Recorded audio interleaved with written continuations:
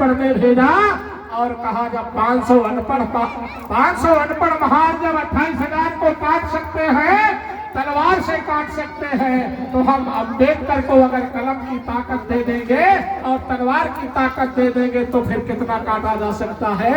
यानी दुश्मनों की जड़ें काटने के लिए अगर इस देश में कोई वीर मार्शल कौम है तो महार जाति के लोग हैं। इसलिए बाबा साहब अम्बेडकर को विदेश पढ़ने भेजा और जब साहू जी महाराज अपना पूरा जीवन आंदोलन चलाने का काम किए और पूरा जीवन आंदोलन चलाकर बहुजन समाज को अधिकार देने का काम किया, जब वो बूढ़े हो गए और उनके बस का नहीं रहा तो आपके उत्तर प्रदेश में आकर लखनऊ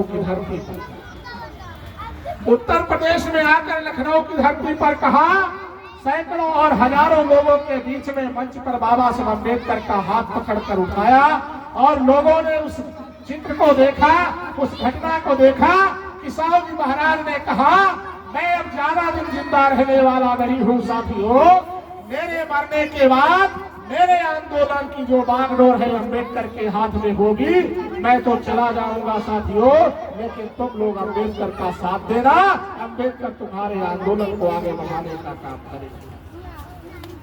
इस प्रकार से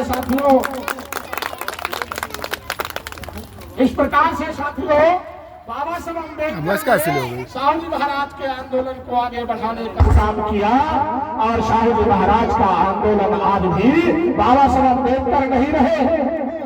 ज्योतिबा फूले ने 1848 से लेकर 1956 तक बाबा साहब अम्बेडकर का जो आंदोलन था 108 साल का आंदोलन था। ये कोई मामूली आंदोलन नहीं था। 108 साल की जो तपस्या की बदौलत हमारे समाज के लोग ये जो हारी और भानु से मुक्ति मिली, जानवर से इंसान बने, आज इस देश में 2025 जो टारगेट दुश्मनों ने रखा है वो परिस्थिति लाना चाहते हैं। तो उस परिस्थिति से निपटने के लिए तुमको क्या करना होगा?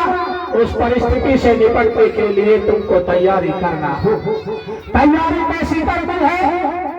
तीर कमान नहीं चलाना है, बंदूक नहीं चलाना है, तुमको तैयारी करनी है। अपने महापुरुषों की शौर्य गाथा को पढ़ना होगा, उनकी वीरता को पढ़ना होगा और उनके ज्ञान को, उनके जीवन चरित्र को जानना और समझना होगा।